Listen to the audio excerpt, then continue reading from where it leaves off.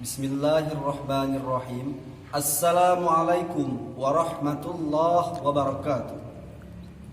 Alhamdulillah. Alhamdulillahi rabbil alamin. Assalatu wassalamu ala asyrafil anbiya'i wal mursalin wa ala alihi wa sahbihi ajma'in. Panitia Festival Ekonomi Syariah dan hadirin yang kami muliakan.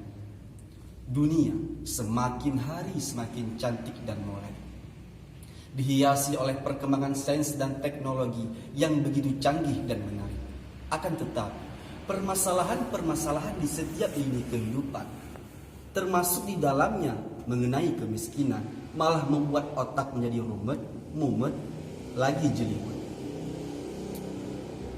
Bukankah karena kemiskinan seseorang akan menjadi terbelakang?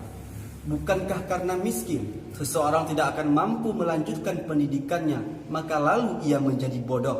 Dan bukankah karena miskin seseorang akan menjual akidahnya, maka lalu ia menjadi kufur? Permasalahan ini terus dan terus berputar bagaikan lingkaran syaitan yang seolah-olah tidak ada jawabannya. Padahal Islam hadir memberikan solusi yang konkret bagaimana mendorong ekonomi umat melalui metode ekonomi syariah. Maka pada kesempatan ini saya akan menyampaikan sebuah pidato dengan judul Tuntunan Islam dalam Bermuamalah. Ma'asyiral muslimin rahimakumullah. Berbicara tentang muamalah. Muamalah adalah hubungan interaksi sosial antara satu dengan yang lainnya sesuai dengan syariatnya, termasuk perihal ekonomi.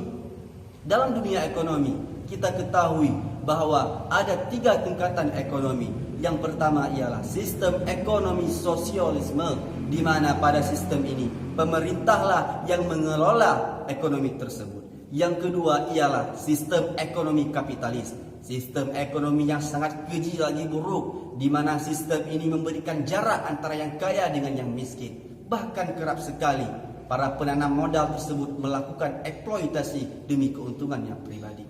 Hingga muncullah the rich and the richer, the poor and the poorer. Yang kaya semakin kaya dan yang miskin semakin miskin. Dan yang terakhir ialah sistem ekonomi syariah, di mana pada sistem ini yang diwujudkan ialah sistem yang ukhuwah Islamiyah dan wataniyah untuk mewujudkan ekonomi yang syariah. Sebagai jawabannya, bagaimanakah prinsip-prinsip ini kita realisasikan dan kita aplikasikan? Mari kita simak firman Allah Subhanahu wa taala dalam surah Az-Zariyat ayat 16 yang berbunyi, Bismillahirrahmanirrahim. Wa fi amwalihim haqqul lis-sa'ili wal mahrum. Yang artinya, dan pada harta-harta mereka terdapat hak orang-orang miskin yang meminta dan orang-orang miskin yang tidak mendapat bahagiannya.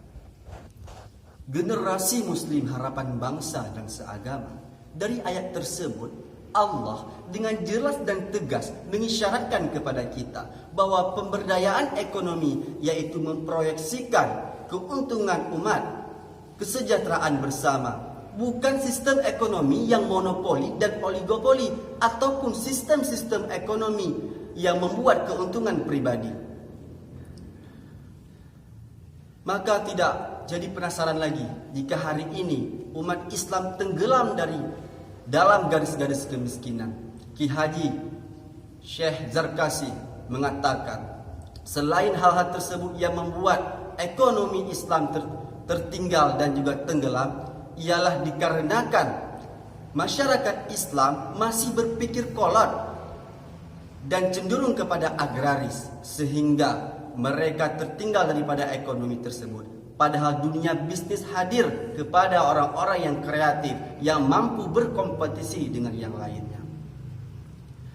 Syekh Mustafa dalam tafsir Al-Marighi juga menjelaskan, sah tidak sahnya transaksi jual beli dan muamalah tersebut dilihat di antara meridhoi daripada kedua belah pihak, bukan menghisap darah orang lain ataupun riba.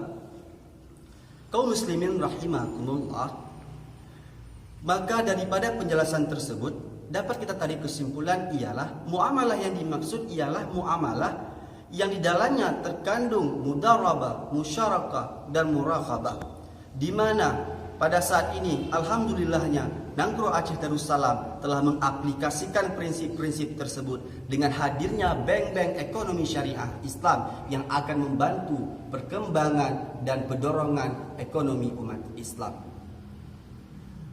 Maka itulah pidato singkat yang dapat kami sampaikan. Lebih dan kurang kami memohon maaf. Billahi taufiq wal hidayah. Wassalamualaikum warahmatullahi wabarakatuh.